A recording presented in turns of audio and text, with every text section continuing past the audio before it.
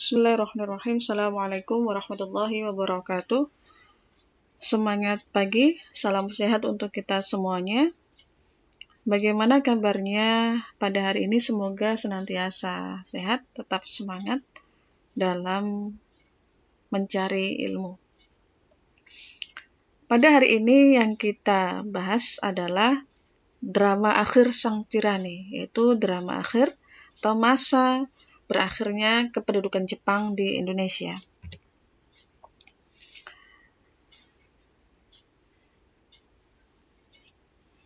Sebelumnya yang kita bahas adalah tentang akibat pendudukan Jepang di Indonesia,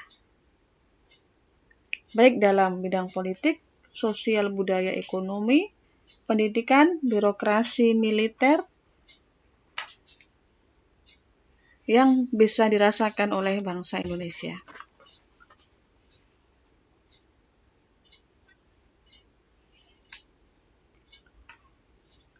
Salah satu yang sering kita dengar, bahkan masih berlanjut sampai sekarang, itu adalah istilah rukun tetangga, RT, dan rukun warga atau RW. Ternyata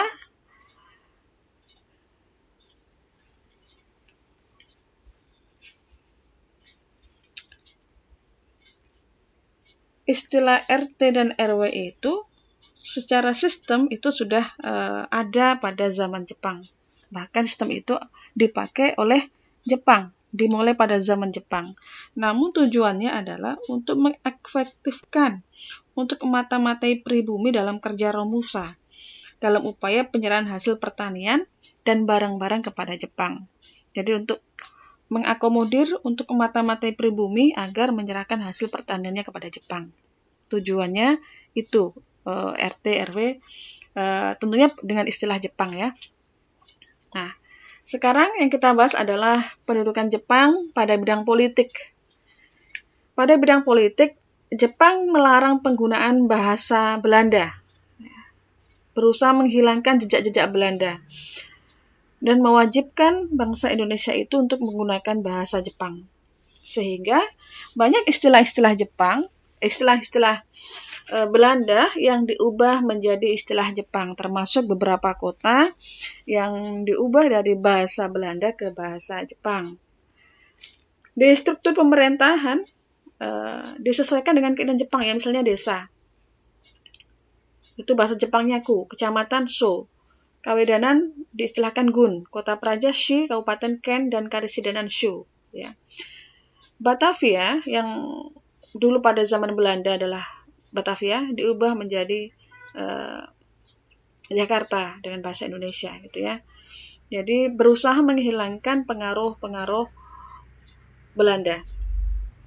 Kemudian setiap upacara bendera dilakukan penghormatan ke arah Tokyo dengan membungkukkan badan 90 derajat.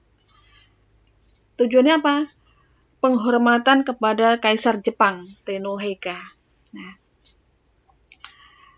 kemudian pada bidang politik juga dibentuk pemerintahan militer Angkatan Darat dan Angkatan Laut, di mana untuk Angkatan Darat, Jawa Madura itu berpusat di Batavia, sedangkan Sumatera berpusat di Bukit Tinggi, Sumatera Barat ya.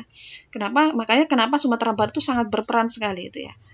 Angkatan Laut Kalimantan Sulawesi itu pusatnya di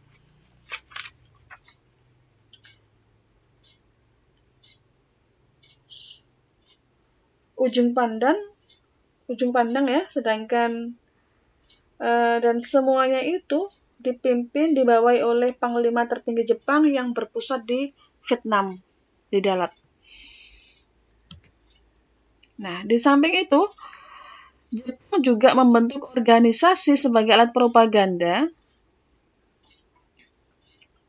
Yang sempat kita bahas kemarin ada Jepang Gerakan 3A, kemudian ada Putra dan lain sebagainya yang dimanfaatkan untuk propaganda Jepang mendekat ke Indonesia, tetapi gagal dan bahkan dimanfaatkan bagi rakyat Indonesia untuk wadah pergerakan nasional dan menyiapkan kemerdekaan. Tujuannya apa? Untuk menghapus pengaruh Barat, pengaruh Belanda, dan menggalang kekuatan agar memihak Jepang. Nah, Dan bidang politik juga, di akhirnya Jepang itu memberikan janji kemerdekaan. Ini pada bulan September 1944 ya, yang diucapkan oleh Perdana Menteri Tojo ketika kunjungan ke Indonesia. Nah, kebijakan Jepang yang sangat keras itu, bahkan lebih keras dari Belanda, itu membangkitkan semangat rakyat Indonesia, terutama kaum nasionalis untuk segera mewujudkan kemerdekaan Indonesia. Itu pada bidang politik.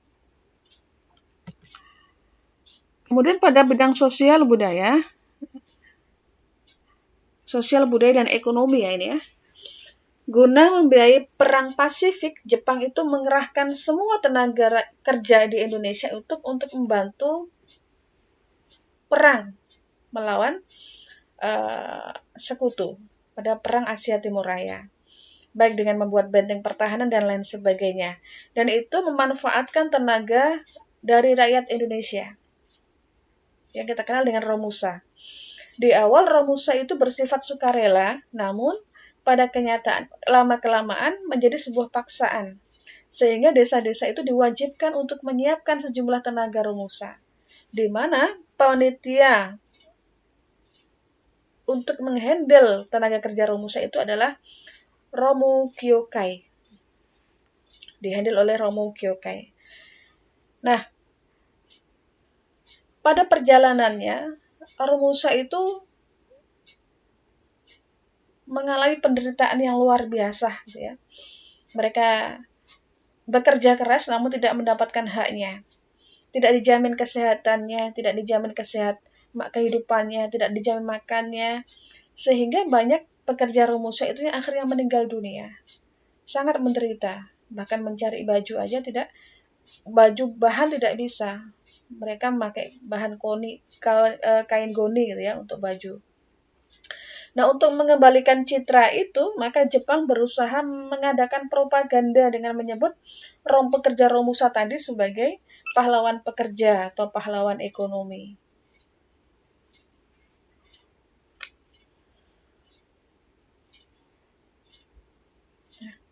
Jadi luar biasa sekali penderitaan yang dialami oleh masyarakat akibat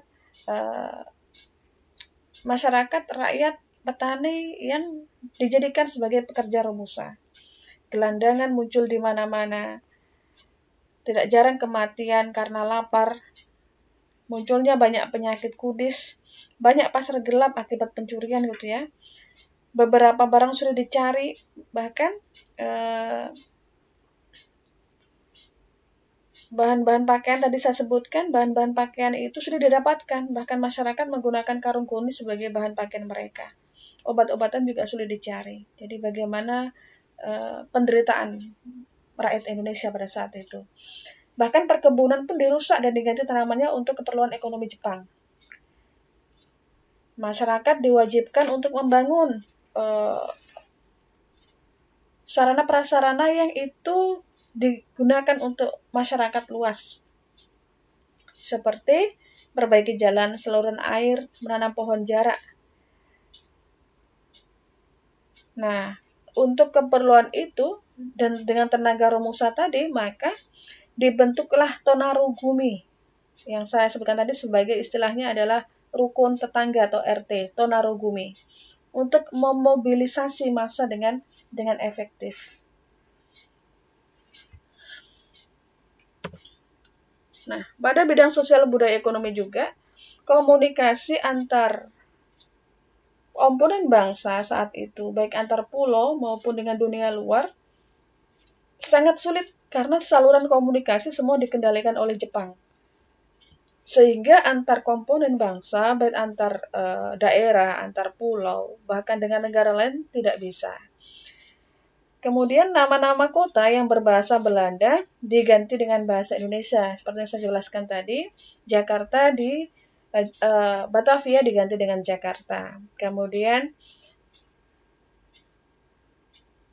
Wittenzock diganti dengan Bogor dan lain sebagainya.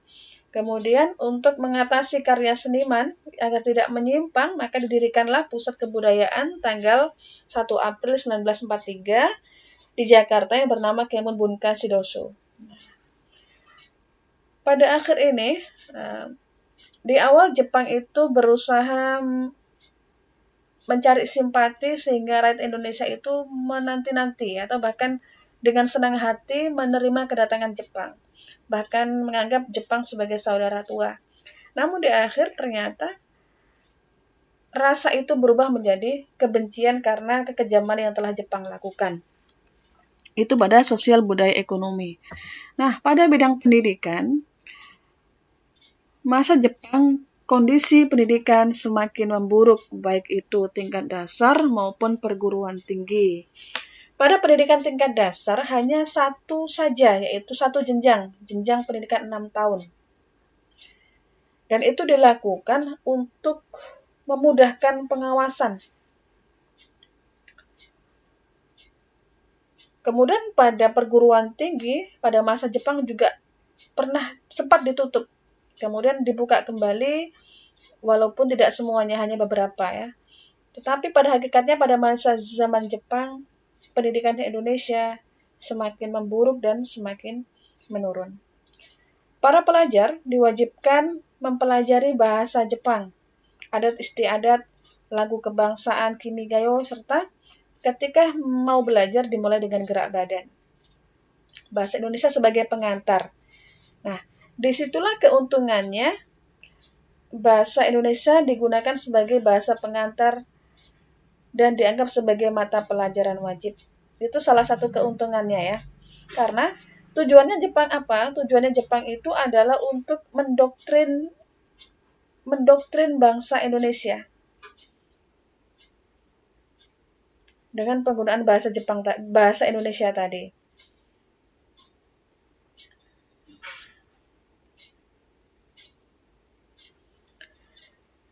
Kemudian para pelajar juga diwajibkan untuk masuk ke militer, baik itu Heiho, Senendan, Kaibodan, yang di sana kita tahu mereka mendapatkan pelatihan militer, baris berbaris dan lain sebagainya, yang pada perkembangannya itu sangat bermanfaat sekali ketika proses pergerakan nasional dalam persiapan kemerdekaan Indonesia.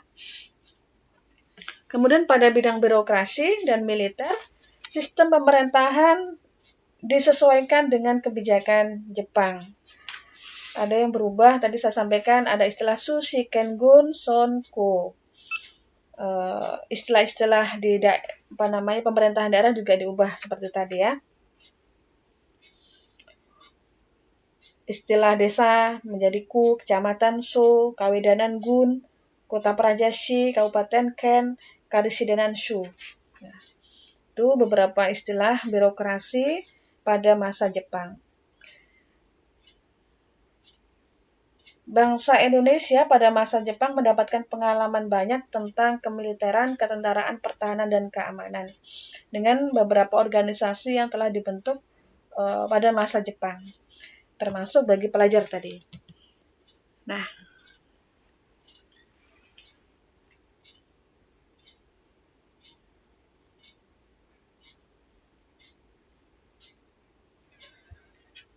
September 1944, Jepang itu terdesak oleh sekutu, terdesak pada Perang Asia Timur Raya.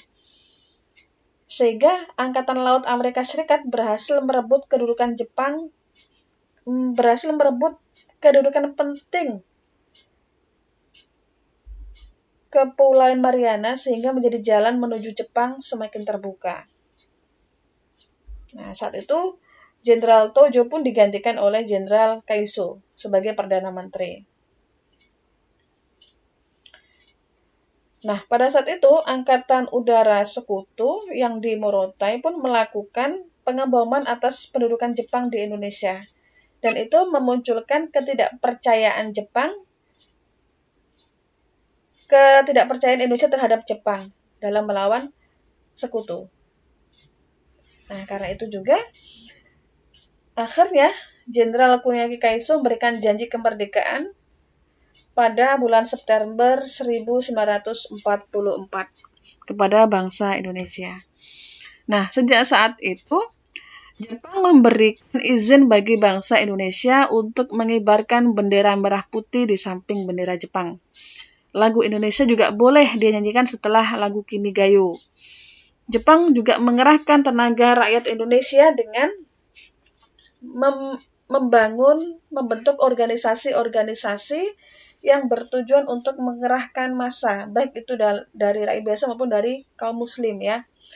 Kemudian pada tahun 1945, 1 Maret, Jenderal Kumacici Harada mengumumkan dibentuknya BPUPKI, yaitu Badan Penyelidik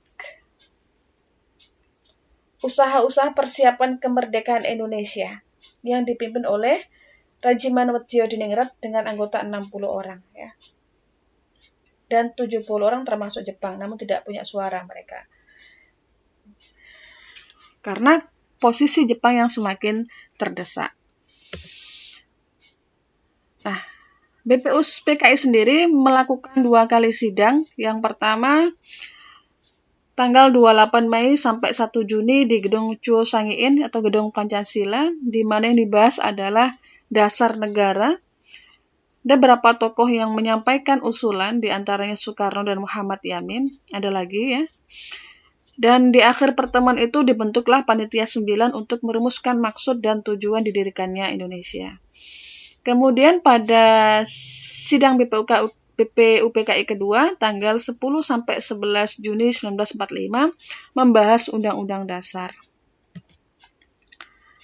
Nah, selanjutnya, karena dirasa kerja BPUPKI sudah selesai, maka Jepang membubarkan BPUPKI dan membentuk PPKI, Panitia Persiapan Kemerdekaan Indonesia, pada tanggal 7 Agustus 1945 dengan beranggotakan 21 orang, 12 perwakilan Jawa, 3 orang Sumatera, 2 orang Sulawesi, 1 orang masing-masing perwakilan dari Kalimantan, Sunda Kecil, Maluku, dan penduduk Cina.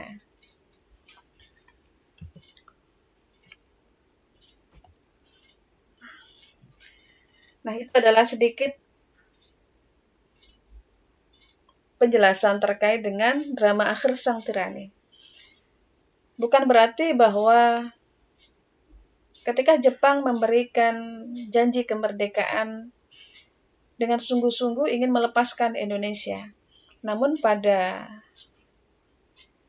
sebenarnya Jepang masih sangat tidak rela ketika Indonesia merdeka. Dan itu akan kita bahas, kita diskusikan lagi ya, bahwasanya kita harus meyakini bahwa kemerdekaan Indonesia itu adalah karena kehendak Tuhan Yang Maha Esa dan karena perjuangan rakyat Indonesia, bukan karena hadiah dari Jepang. Terima kasih. Assalamualaikum warahmatullahi wabarakatuh.